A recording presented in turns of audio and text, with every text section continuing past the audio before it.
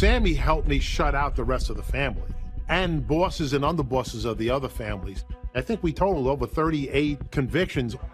He arguably led to the demise of organized crime in New York. In the world of organized crime, legends are carefully built and fiercely protected. For years, Michael Franzese sold the image of the good mobster who got rich, found God, and walked away without betraying anyone.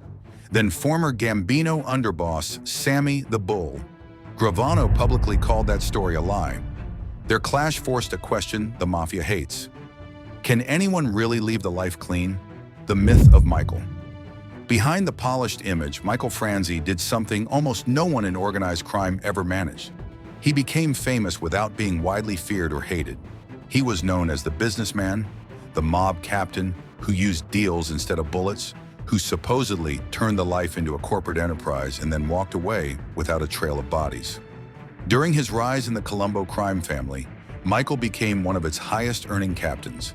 His empire revolved around a massive gasoline tax scam in the late 1970s and early 1980s. The scheme was simple on the surface.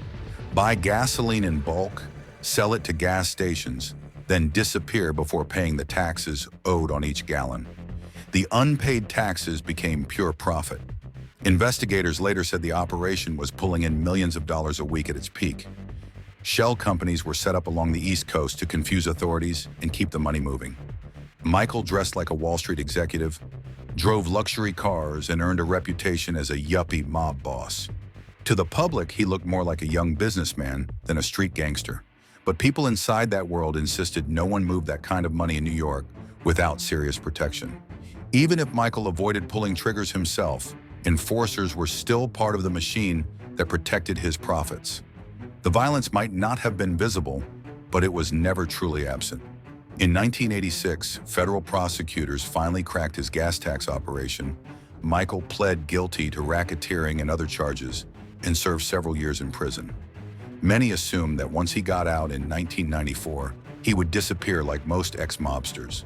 Instead, he reinvented himself. Michael built a second life as a speaker, author, and symbol of redemption. He toured churches, schools, and conferences, telling the story of how faith and family led him out of the Mafia. He repeated one line again and again: "I never sent anyone to jail." He claimed he had walked away without testifying against anyone, proving that a man could be part of that world and still keep his morals. For a long time, people believed him. Fans admired the idea that he had beaten both the government and the mob, getting rich and then getting out without betraying anyone. That carefully crafted story became his armor, and it's exactly what bothered Sammy Gravano.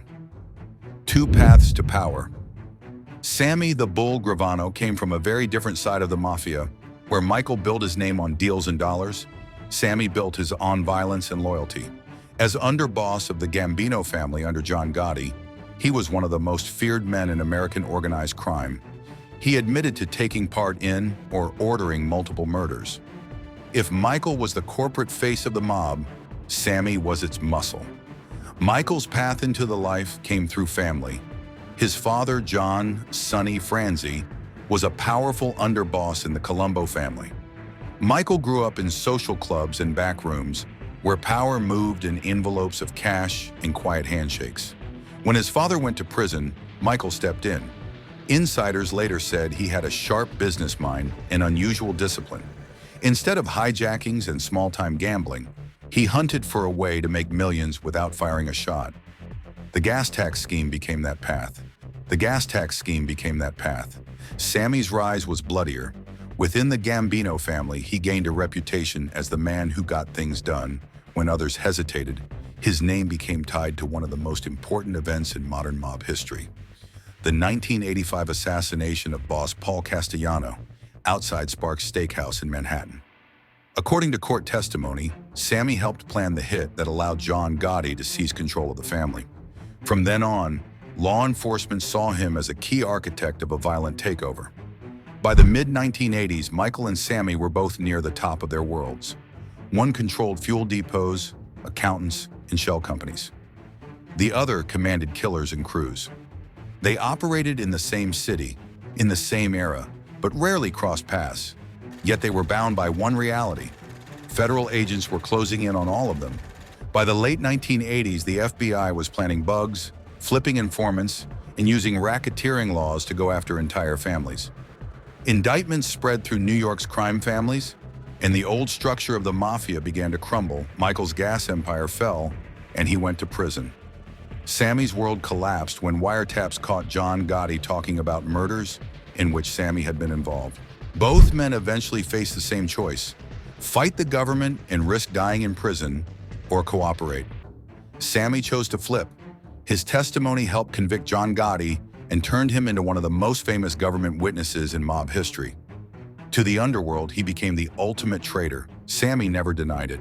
He said Gotti had already betrayed him and that he did what he had to do to survive. What Sammy could not stand was hypocrisy. He had accepted the stain on his name.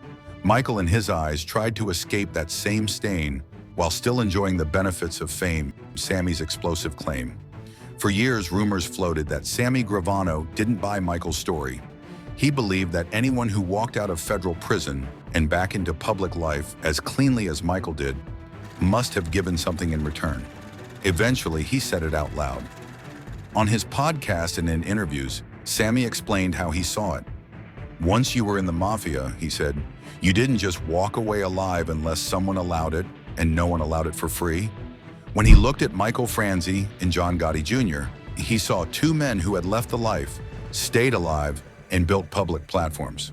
To Sammy, that could only mean one thing. Both had cooperated. Sammy described meeting Michael once. A quiet sit-down where every word mattered. Michael, he recalled, repeated his usual line.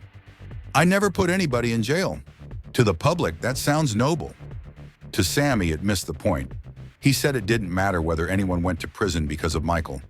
What mattered was that he had sat with the government, confessed, and made a deal. In the Mafia's code of omertà, even a single word to authorities breaks the silence. Whether or not that word leads to a conviction, the code is still broken. Sammy even admitted he wished he'd never taken the stand himself, but he never pretended he hadn't. That, he argued, was the difference. In his view, Michael's freedom had come from a deal, not from faith alone. The religion and transformation might be real, but they weren't the reason he was still alive and free. Cooperation, however quiet, was the real currency. He hinted there were other reasons he wouldn't discuss publicly and pointed to John Gotti Jr. as having made similar choices. The message was clear. Behind the public stories of redemption and clean exits lay a web of unspoken negotiations with the government. Sammy's comments didn't prove what Michael had or hadn't said behind closed doors, but they did reframe the narrative. For decades, Michael had been the rare mobster who got out without ratting. Sammy's version suggested something else, that no one leaves untouched, no clean exits. The most powerful moment in this story didn't happen on a street corner or in a courtroom, but at a small Italian restaurant in Scottsdale there. At a table in the back, cameras rolled as Sammy Gravano and Michael Franzese finally sat down face to face. To casual viewers, it was just another long-form interview. To people who understood their history, it was something much bigger. From the start, both men were calm and controlled. They talked about the old days, the structure of the Mafia, and the realities of power. Michael described how he made millions through the gas tax scam while avoiding what he called unnecessary violence. Sammy listened, but never really relaxed. Everyone watching could sense he was waiting for his moment. The tone shifted when the conversation turned to loyalty, and leaving the life, Sammy repeated his belief that no one truly walks away clean. In his mind, the only exits are prison or death unless you cooperate. Then, without raising his voice, he named the exceptions. Michael and John Gotti Jr. Both, he said, had done what the life forbids. Michael's response was steady. He repeated that he never testified against anyone, and that no one went to prison because of him. He said he had confessed to his own crimes, found faith, and chosen a different path. That, he insisted, was not betrayal. Sammy didn't shout, he simply tightened the focus. Maybe Michael never took the stand, he said. Maybe no one can point to a specific conviction tied to his words, but he still sat with the government, still talked, still made a deal. That alone, in Sammy's world, meant he had cooperated. The break with omertà, to Sammy, was a yes or no question. He wasn't calling Michael a liar about his faith. He was calling him pragmatic, a man who did what he had to do, then built a cleaner story around it. For Sammy, who had carried the label of traitor openly, watching Michael praise as the man who got out without ratting felt like a deep insult. Those present said the real tension between them was about credibility. Michael represented the modern, reformed mob figure, the man who could appear in churches, on podcasts, and on television as a redeemed businessman. Sammy represented the older, darker reality, someone who admitted his betrayal and paid the price in isolation and danger. During the interview, neither man lost control. There were no shouting matches or walkouts, but the contrast was unmistakable. Sammy came across as the harsh realist who insisted that survival always cost something.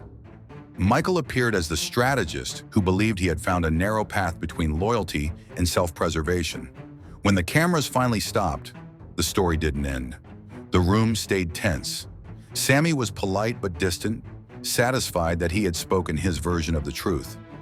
Michael remained professional, but there were signs of frustration, each man left with his own story intact. For viewers, the meeting felt like a circle closing. Two men who had lived at the top of a violent world now sat in quiet reflection, decades after the chaos that made them famous.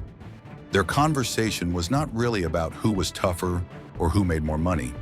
It was about what survival costs and what each man was willing to admit publicly. In the end, neither side proved the other wrong. Sammy's life is proof that cooperation can save you and destroy you at the same time. Michael's life is proof that a powerful narrative of redemption can reshape how the world sees you, even while questions remain in the shadows. Thanks for watching.